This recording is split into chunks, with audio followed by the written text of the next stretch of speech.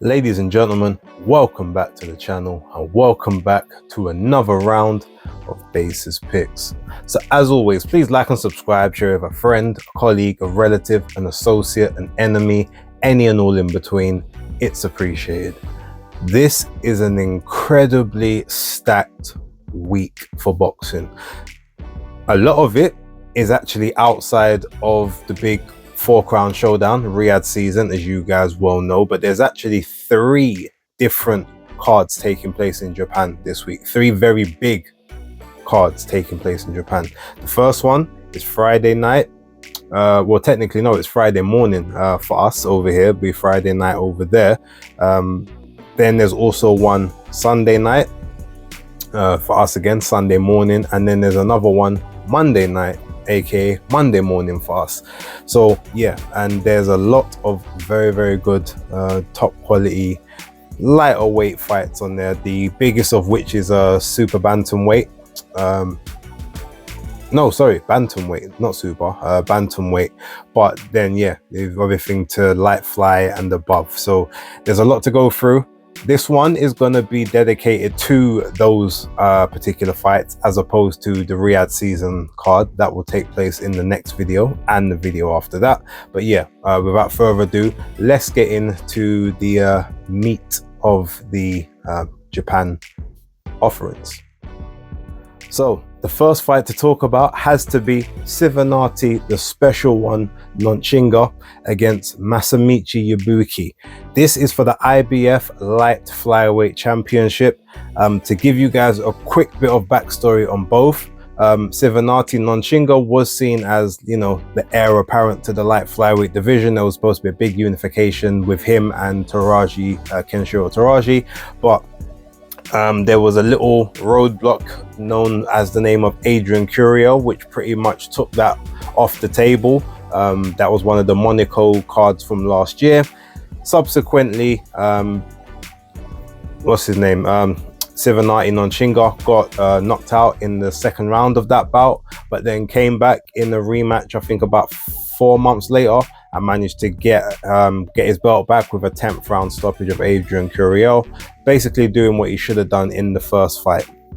Now, on the other hand, you've got Masamichi Yabuki, who was the one person to actually upset Kenshiro Teraji several fights back. There was obviously a little bit of a situation that kind of taken place, yada yada yada, but ultimately he ended up stopping Kenshiro. I believe it was in 5 rounds, possibly it may have been somewhere between 5 and 7 rounds of their bout. Then he, again, in the lead up, in the return rematch, Kenshiro got serious, ended up beating Yabuki. I think it was in 3 rounds he actually knocked Yabuki out, and then subsequently went on to unify with Hirooki Kaiguchi, and you know, that was, you know, sort of a big challenge, and then he was supposed to try and go undisputed. Things happened. He's subsequently now moved up to flyweight, and he's going to be you know, competing for belts up there. So now you've got you know, Yabuki, who obviously is wanting to, you know, get himself back into those championship contentions. This is going to be a very interesting fight in terms of who is going to concede ground. Both guys like to sort of be able to box, set punches up from the outside coming in. But as we saw in the rematch with Adrian Curio, Sivanati Nonchinga is not afraid to actually sit in the pocket close up with a highly tight guard, and basically just try to go to war and stay close to stop full extension of punches being thrown. That was how he was able to survive the onslaught from Curio in the first half of the rematch, and subsequently work enough to the body to tire Curio out to take him out later on in the fight. Yabuki isn't necessarily as much wanting to be in that phone booth and trade like that. He definitely wants to get space and purchase on his shots. Civinati Nonshinga, I do actually believe, is the taller and the rangier of the two. I think he's 5'7", whereas Yubiki, I believe, is about 5'5.5". Nonshinga's actually got the longer wingspan, so it would make more sense for him to try and move and box from the outside to set those straight punches up, to work the body from the outside, to step into the shots coming in, and then to get back out just before just before the counters come back his way. The fight obviously is taking place in Japan, but for the most part, the Japanese judges and officials tend to be very, very fair when scoring. There's very little bias that does take place there. So while Yubiki is obviously the hometown fighter, the clear A side is Civinati Nonshinga in this particular bout. It's going to be a very interesting fight, a very attritional fight, I believe, especially from the third round onwards. I do think it is going to go past 3 rounds. Civinati has obviously shown a bit of frailty in terms of punch resistance. He has been taken out in one straight punch before. However, I do actually think that he's fixed those defensive deficiencies that he sort of had there. You've also got Yubiki, who is 32 now. 32 is not old in Japanese years. They're very disciplined for the most part, but he's definitely had more of the wars of the two. That is what I would say thus far. And for that particular fact, he has lost 4 fights. That doesn't necessarily mean that he's a bad fighter at all, especially not in those lower weight divisions. But I think, based on just the size, the reach, and what I believe is the clear power advantage with Nonshinga, I do think he's going to come through this fight, and I do think he's going to get a stoppage in those late rounds. I'm thinking somewhere between round 8 and round 11. So yeah, you can kind of split it anywhere in between there, but that's my prediction: late stoppage for Civinati Nonshinga.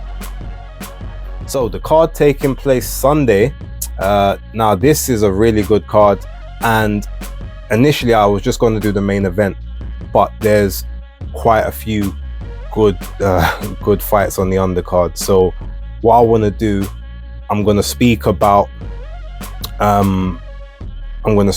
couple of them, like, briefly, and then sort of just go to the two, like, sort of the two top of the card bouts, and sort of give more detail on those ones. Full disclosure, I'm not the foremost authority on all of these guys. Like, if you guys want that knowledge and to get full in-depth breakdowns of every single thing, because I've seen all of them a couple of times, but I'm not deep into their histories, go check out Punch Perfect Boxing. That's where you need to go if you want the full in-depth breakdowns. Like, amazing work over there. But the fight that I particularly am interested in outside of the sort of the top 2 is Shokichi Iwata against Gyro Noriega. Shokichi, I think, is 13-1, and Gyro is like 14-0. So it's one of those, you say evenly matched fights. You look at who the A side is. Obviously, Shokichi has got a better grade of opposition than Gyro Noriega has overall.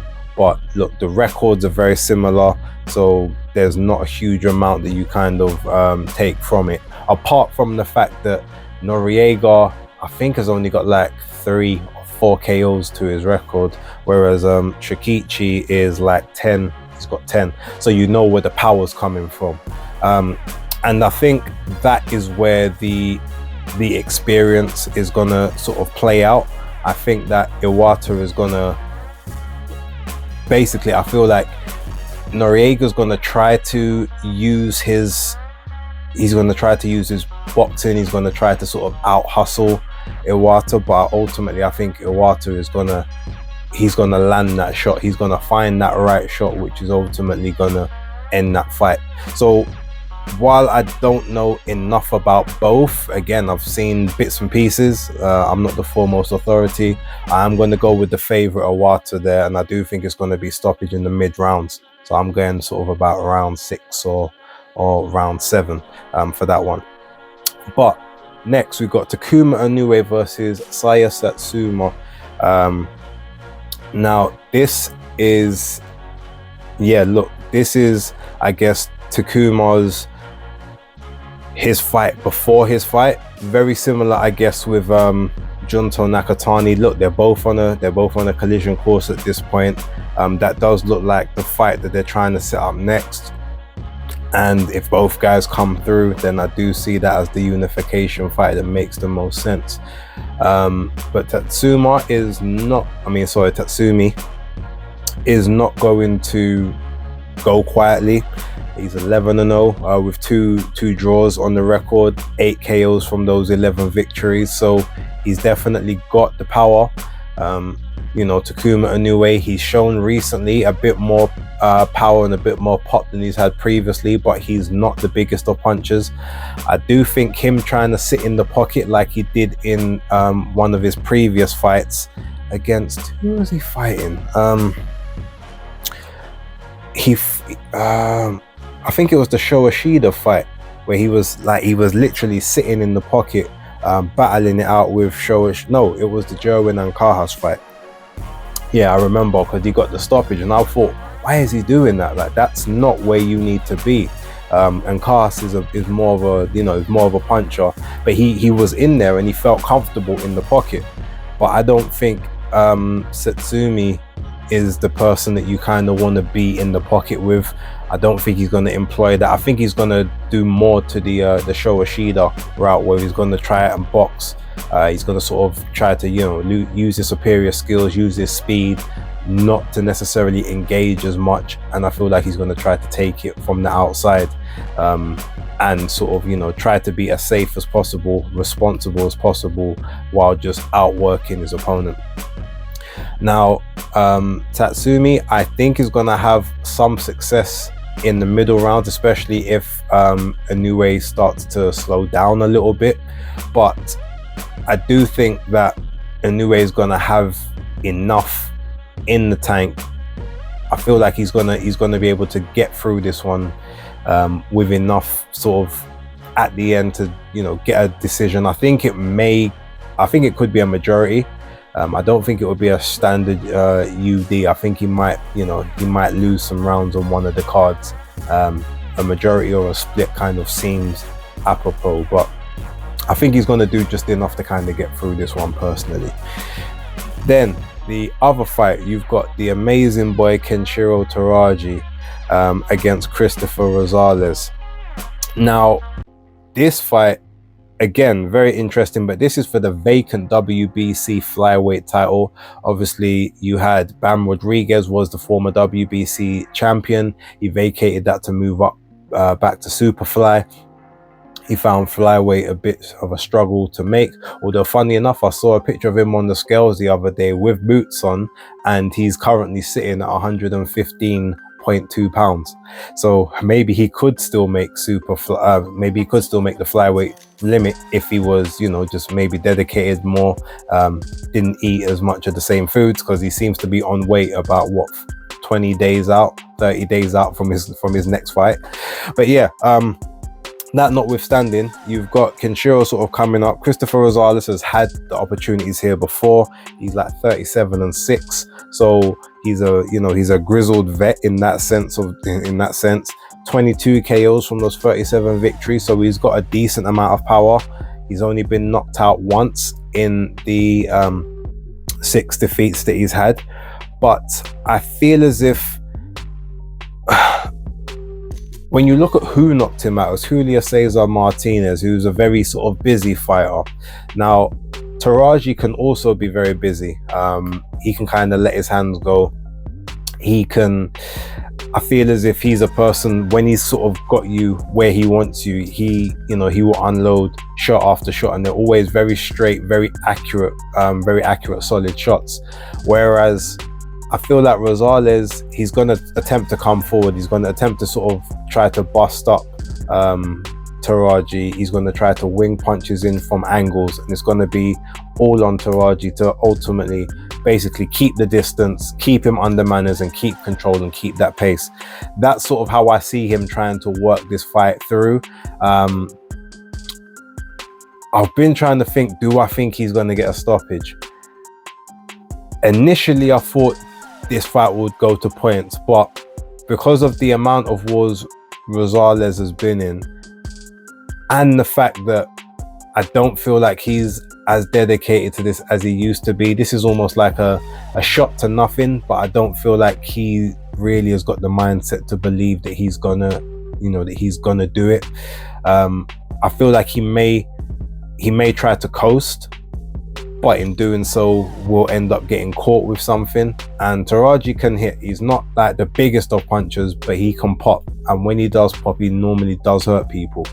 I can see the situation, like I see a scenario where he manages to grind down Gonzalez after sort of 7, 8, 9 rounds. I can see it going late, but I do see Teraji getting a stoppage late in this fight. I'm talking like rounds 11, round 12, sort of right at the end, right at the death, when you think he's going to go to points. But I do think, yeah, ultimately he will get the stoppage and he will win that WBC Flyweight Championship. Okay, so rather than do each individual one separately, I'm just going to kind of do the cards. So in this one, there's actually 4 fights on this card that are of pretty much interest to the public. That being said, I think there's actually only 5 fights on the card, period. So that goes to show that there's 4 very evenly matched contests. I'm going to give basic thoughts on 2 of them, and I'm going to kind of try and go into a bit more detail on the last 2, which I do think will be the chief support and the main event. So Tenshin Nikawa versus Jo AIO. That fight, Jo AIO is 9-0, Tenshin is 4-0. Tenshin has got 2 KOs from his 4 victories, and Jo I think has got 3 or 4 KOs from his 9. So neither guy, I guess in the overall sense you would say, is like, the biggest of punchers. However, Tenshin is, he's still adapting from his kickboxing background into his pro boxing style, and you've started to see more of his power start to develop now. I think this is another sort of fight that is fine-tuned to get him, into that prime position, get him working and moving up the ladder quickly, up those rankings, to be able to then sort of challenge for world titles. My thoughts is that they want to get him a world title shot by the time he's in his 7th or his 8th fight. So this is a decent enough bring along, giving him someone that's dangerous enough that if he's not on point, then he can lose the fight, but not dangerous enough that it's going to derail his plans for now. That's sort of my thoughts. So I do think Tenshin is going to win. I don't know how. I'm predicting it will be a points decision. I don't think he's going to get a stoppage, but if he does, it will definitely be towards the second half of the fight. But I do think it end up being a bit of a points job. The other little fight on here, which obviously I would talk about, is Kosei Tanaka versus Famalili Kafu, who's South African. He is, from memory, if I can remember correctly, I think he's 10-0 with 3 draws. I think he's had 13 fights altogether. He's 10-0, 3 draws, and I think of the 10 fights he's won, I think he's won 8 of them by KO. Kosei Tanaka is obviously 20-1. He's got 11 KO, so not the biggest of punchers, and his only loss was actually to Kazuto Ioka when he was attempting to become the quickest guy to ever get a championship in 4 different weight divisions. Since then, he's been a bit on the he's taken sort of, I guess, a bit of a backwards step in terms of the speed of trajectory that he was going through the weights. Obviously, he's still at super flyweight now, but he's been sort of, building and taking his time and rebuilding since that loss to Kazuto Ioka. And I believe this is just sort of another fight on that, on that overall run to get him to the to get him like fully solidified as a champ. He won the title in his last fight. It was a vacant title, so this is like his first defense. So this is his opportunity to sort of really get himself announced again as a force in that super flyweight division. He's a WBO champion, I think. So with that, I'm looking at this, and obviously Kafu is going to be a puncher, but I don't know what his resistance is like. I haven't seen enough of him. I've seen one fight and then some highlights. He definitely can punch. Defensively and sort of structurally, he's not the most put together. I do think you can kind of catch him between shots, or you can make him throw and hit him while he's off balance. I've seen him sort of throw himself into shots before from the little footage that I have seen. So again, I feel like this is one of those, not necessarily a gimme fight for his first defense, but it's a defense just to announce him as a proper world champion, as a proper threat to possible unifications moving forward. So I do see Kosei Tanaka winning this. I'm not sure how, but I'm going to assume, I think he's going to win on points. I don't think he's going to be able to knock Kafu out. I think the fact that he's had those 3 draws will show. I pretty much reckon those 3 draws were supposed to be 3 losses, and somehow he managed to pull it out the bag. I could be totally wrong. Again, I haven't seen how all of those fights played out, but I'm going to go for Kosei Tanaka to win that on points decision. Now, 2 main events, or the co-mains. So you've got Junto Nakatani versus Pech CP Freshmart. I can't remember his actual Thai name. I think it's like Pasala or something like that is his surname. But ultimately, anyone who kind of knows him, he's got this bit of he's like a folk legend, you know, for in terms of the record. I think he's like 76-1 at the moment with 53 KOs. But when you look at the record and you kind of go through a lot of those fights, he's fought like a lot of debutantes in Thailand. You know, many guys with losing records, some guys with fairly good winning records, but you know, guys towards the end of their careers or guys just starting. The one thing that he does have though, and to where he's been able to sort of amass this very old school style record of having 77 fights, is the fact that he fights 7, 8, 9, 10 times a year. So at some points, like when you go through the record, you'll see like a solid 8 to 9 fights every year. Again, they're not always of the highest level, but that level of activity, you know, is quite impressive. And he's only 30 years old, so it's not like he's, you know, some weathered vet, 36, 37, just sort of on his last home stretch. He's still technically in, or just coming towards the end of maybe that physical peak or prime in those lower weight divisions. But he's still got more than enough in the tank, and there is power there. So that's something that Junto Nakatani would have to be a bit cautious of. But he's 28-0 with 21 KOs.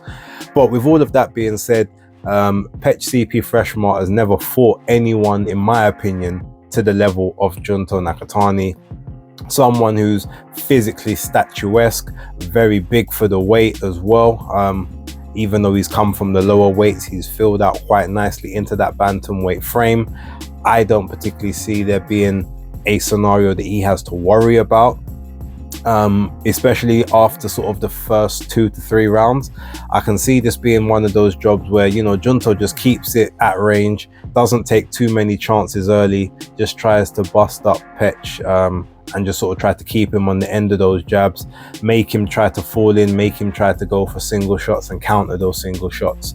Ultimately, when I see it playing out, I do see Junto taking him out towards the second half of the fight. I'm predicting sort of about round 9, I think round 9 or round 10, just by wearing him down attritionally. Obviously, Freshmart's never been knocked out in his previous loss. It was I think it was a 12-round unanimous decision loss, but it goes to show that he's got he's got enough heart and desire. I think this being like his big moment, I don't think he's gonna look to lay down, but I do think that eventually he's gonna get the fight beaten out of him.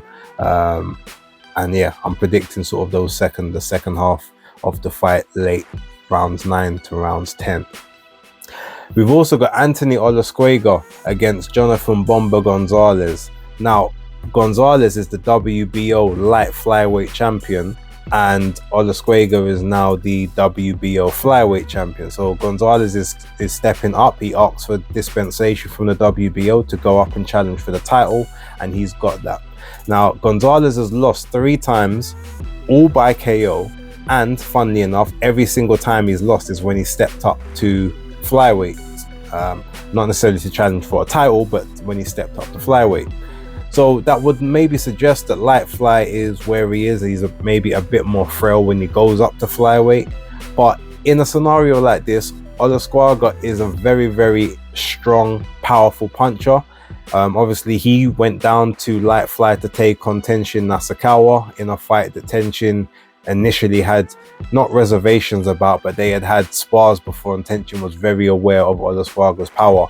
But maybe making that weight, especially on short notice as well, didn't really have much in the tank, and Teraji managed to get through and obviously take him out towards the second half of that fight. I think it was in like round 8 he managed to knock him out in.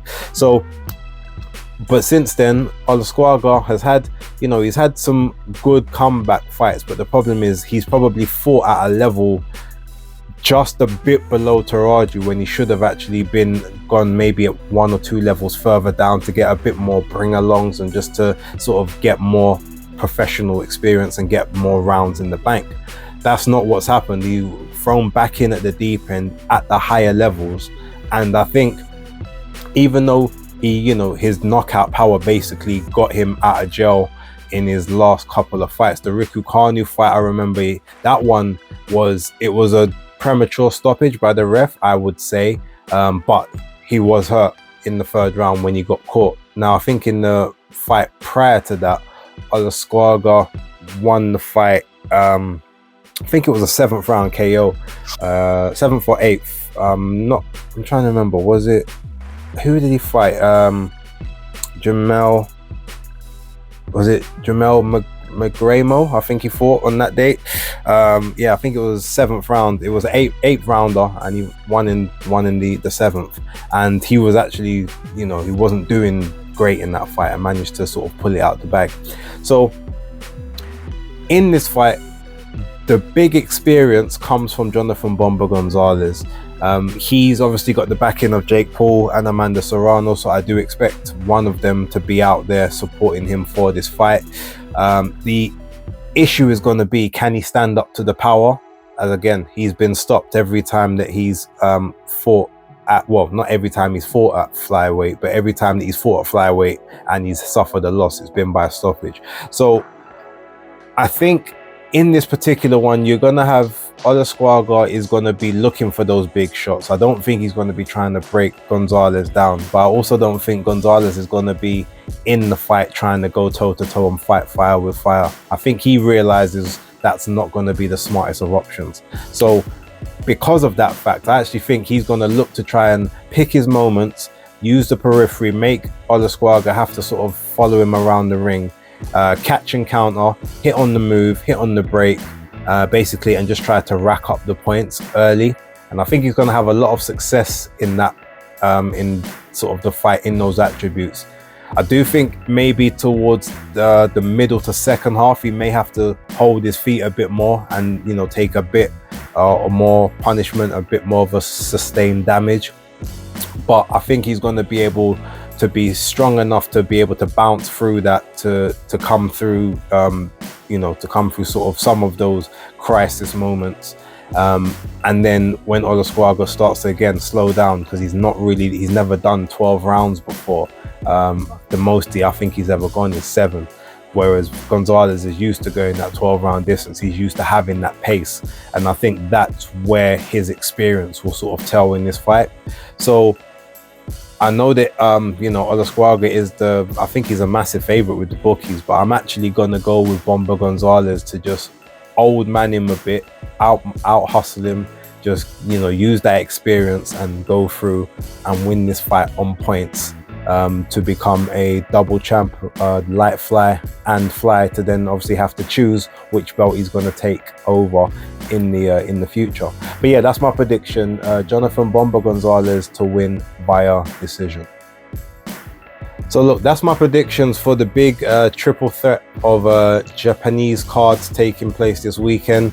Remember, Friday, Sunday, Monday. So make sure you guys tune in if you get the opportunity to. I think some of them will be on Amazon. You know, you can do your old VPN to Amazon that over to Japan, which I will be doing on Monday. I think one's going to be on Sky Sports and Top Rank. So yeah, you guys can check that one out as well.